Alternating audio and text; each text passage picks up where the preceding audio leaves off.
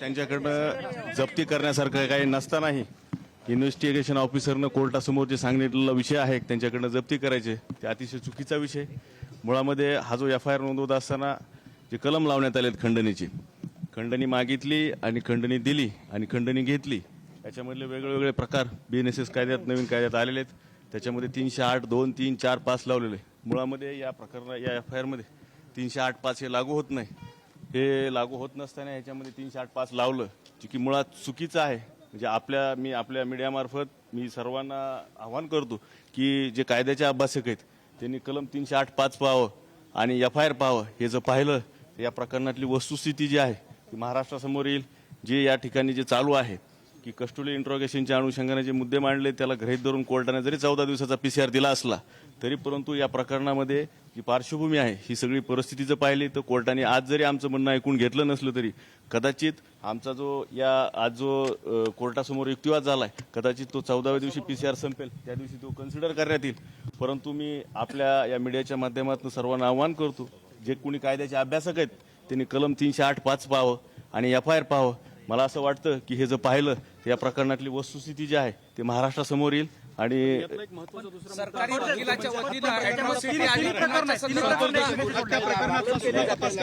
चुकीचा त्या प्रकरणामध्ये त्या बाबतीमध्ये चुकीचा युक्तिवाद करण्यात आलेला आहे. मुळामध्ये जे दुसरा जो गुन्हा होता अट्रॉसिटी आणि पूर्वी झालेला त्याच्यामध्ये दोषारोप पत्र न्यायालयात दाखल झालेलं आहे.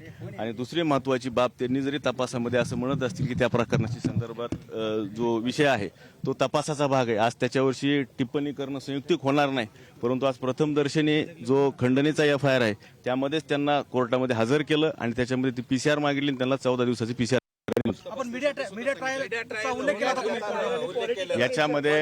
याच्यामध्ये आम्ही जशी वकिली व्यवसाय करतो तसे अनेक खंडणीचे गुन्हे पाहिले. परंतु महाराष्ट्रामध्ये मी पाहिलेलं माझ्या वयातलं म्हणजे मी 2006 पासून वकिली करतो ते आज 2024 आहे. आजपर्यंत कित्येक खंडणीचे गुन्ह्याची प्रकरणाची हाताळणी केली.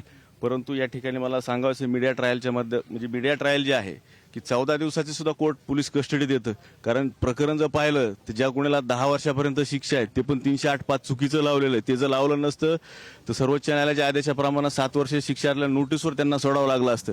अशी परिस्थिती असताना केवळ मीडियाने हे प्रकरण उचलून धरल्यामुळं या प्रकरणामध्ये जे आहे ते जीव आलेला आहे. Otherwise other than Valmik Karad जर कुणी असता तर याच्यामध्ये अटकपूर्व जामीन सुद्धा झाली असती. मीडिया ट्रायल बरोबर तुम्ही राजकीय दबावाचा मुद्दा सुद्धा मांडताय. नाही, याच्यामध्ये काय पॉलिटिकल प्रेशर राजकीय याच्याबद्दल मला मत व्यक्त करता येणार नाही. परंतु जे काय दिसतं टीव्हीला सकाळीला उठल्याच्या नंतर बातम्या ते संध्याकाळपर्यंत ते जर पाहिलं तर निश्चितच खंत वाटते की मीडिया ट्रायलमुळे एखाद्या माणसाला म्हणजे त्या ठिकाणी जर अदर दॅन वाल्मिक कराड परत रिपीट करतो अदर दॅन वाल्मिक कराड व्यक्तीवर जर अशा प्रकारचा गुन्हा दाखल झाला असता तर निश्चित मी वकील कायद्याचा अभ्यासक म्हणून सांगतो त्या ठिकाणी अटकपूर्व जामीन मान्य न्यायालयाला दिली असती. ते मी सांगू शकत नाही, ते तपासाचा भाग. कोर्टाचं काय मुद्दा आहे की इतके दिवस हा सगळा वेळ लागलेला आहे म्हणजे तपासामध्ये कुणाची चूक आहे काय काहीतरी तपासी अधिकाऱ्याचा संबंध आहे. त्याच्यामध्ये वकिलाचा किंवा कोर्टाचा काही संबंध नाही. तपासी अधिकारी ते न्यायालयाला सांगतील. पुढच्या काळामध्ये अपेक्षा काय आहेत, काय निर्णय येऊ शकतो? न्यायदेवतेवर सर्वांनी विश्वास ठेवा. न्यायदेवतेवर सर्वांनी विश्वास ठेवा. आमचा न्यायदेवतेवर विश्वास आहे.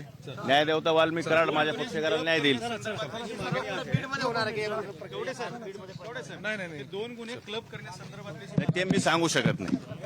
ते तपासी अधिकाऱ्याचा भाग आहे. त्याच्याबद्दल मी कुठलंही मत व्यक्त करू शकत नाही. आज फक्त खंडणीच्या गुन्ह्याच्या संदर्भात इथं आणलं होतं आणि त्या संदर्भात कुठल्याही न्यायालयामध्ये युक्तिवाद झालेला नाही.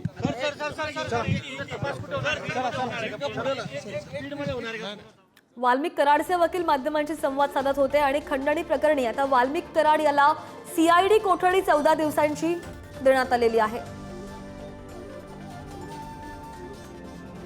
आणि यानंतर पुन्हा एकदा आमचे प्रतिनिधी सचिन आपल्या सोबत आहेत. सचिन, आपण जर पाहिलं तर 14 दिवसांची CID कोठडी देण्यात आलेली आहे. मात्र आजची रात्र वाल्मिक कराडला जेलमध्येच घालवावी लागणार आहे.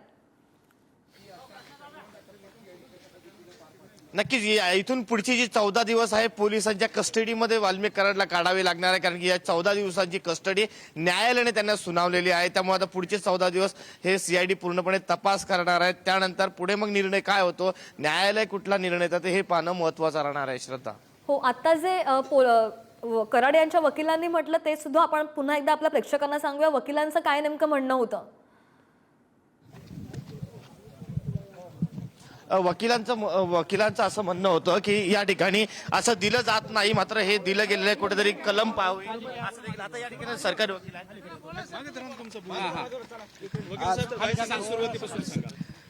मी जे बी शिंदे, सहाय्यक सरकारी अभियोक्ता माजलगाव. परंतु या प्रकरणाचं गांभीर्य आणि हे पाहता महाराष्ट्र शासनाने माझी सहाय्यक सरकारी अभियोक्ता म्हणून या प्रकरणात नेमणूक केलेली आहे. आणि आज वाल्मिक कराड हे जे आरोपी आहेत त्यांना न्यायालयासमोर हजर केलं असता आज न्यायालयाने त्यांना 15 दिवसाची पोलीस कोठडी दिलेली आहे. ते जे काही आमचे मुद्दे होते किंवा याच्यात 2 कोटीची जी खंडणी मागितली होती आरोपीने फिर्यादीला, त्या संदर्भात चौकशी करण्यासाठी आणि त्याच्यानंतर जी काय स्वर्गीय संतोष देशमुख यांचा खून झाला त्या संदर्भाने काही तपास करायचा आहे किंवा ॲट्रॉसिटीचं जे काही गुन्हा आहे त्या संदर्भाने आणि इतर अशा किंवा त्या आरोपीचं व्हॉइस सॅम्पलिंग घेण्यासाठी ह्या कारणासाठी माननीय न्यायालयाने 15 दिवसाचा कोठडी दिलेली आहे. कुठले मुद्दे काय त्यांचं म्हणणं असं की मीडिया ट्रायलचा विषय आहे, मीडियामुळे हा विषय पुढे आला नाही, त्याच्याबद्दल मी काय बोलू शकत नाही. आणि पण राजकीय द्वेष आणि दबावामुळे हे झालंय. तुम्ही काय युक्तिवाद केलात त्याबद्दल? त्यांचं म्हणणं आहे की मी तेच सांगतोय तुम्हाला अगोदर सांगितले आमचा युक्तिवाद काय होता किंवा ह्याचे जे आरोपीचे जे काही इन्व्हॉल्वमेंट आहे ह्या आरोपीचं तर त्याच्या संदर्भाने आणि सिरियस ऑफेन्स आहे, 10 वर्षाची जी शिक्षाची तरतूद आहे, 7 वर्षाची शिक्षाची तरतूद आहे, त्या संदर्भाने सखोल तपास करण्यासाठी आणि जे काही मर्डर झाला त्याच्यानंतर त्या तपासाच्या अनुषंगाने काही तपास करण्यासाठी PCR हे केलं. एक मिनिट खंडणीचाच डिनाय केलेलं होतं, पण तुम्ही खून, हत्या आणि अॅट्रॉसिटी यात सुद्धा संबंध जोडलेला होता.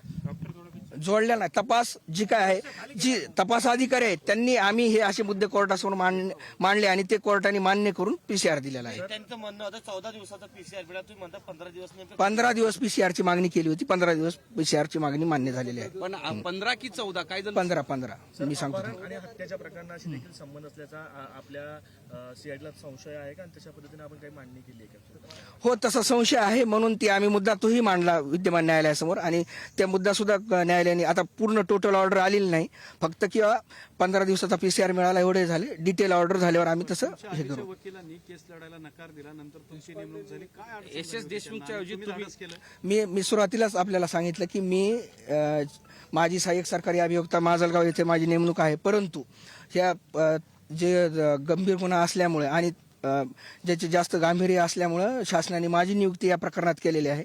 बाकी याबद्दल मी काही सांगू शकत नाही. एक शेवट सीआयडीने आतापर्यंत जी चौकशी केली होती, तपासणी केली होती, त्या अनुषंगाने तुम्ही कोणत्या काही संदर्भात? म्हणजे मी या सगळ्या मी आज फक्त खंडणी जी प्रकरण खंड आणि त्याच्या संदर्भात त्याच्याशी बोला. संबंधित असल्या इतर गुन्ह्यांच्या संदर्भात काही तुम्ही सादर केलात का? कोर्टासमोर मांडणी झाली का? मग आम्ही आता मी सुरुवातीला सांगितलं की आम्ही इतरही जे गुन्हे झालेत त्याच्यानंतर खंडणी मागितली त्याच्यानंतर त्या संदर्भाने तपास करायचा आहे म्हणून आम्ही ते मुद्दे कोर्टासमोर मांडले आणि कोर्टाने ते मान्य केले. खंडणीचा आकडा गुन्ह्याच्या तक्रारीमध्ये खंडणीचा आकडा आहे ते तुम्ही वाचून घ्या, बघून घ्या, ते आहे. म्हणजे हे 15 दिवसाची कन्फर्म आहे का? 15 आता ते कराडचे म्हणाले की 14 दिवसाची 15 दिवसाची आहे का? 15 दिवसाची आता 2 एक मिनिट हो द्या, मराठी हो द्या, मराठी. अमोल आपण पाहिलं की या ठिकाणी आत्ताच सरकारी वकील यांनी स्पष्ट केलेलं आहे की 14 दिवस नव्हे तर 15 दिवसांची पोलीस कोठडी वाल्मिक कराड याला मिळालेली आहे. श्रद्धा.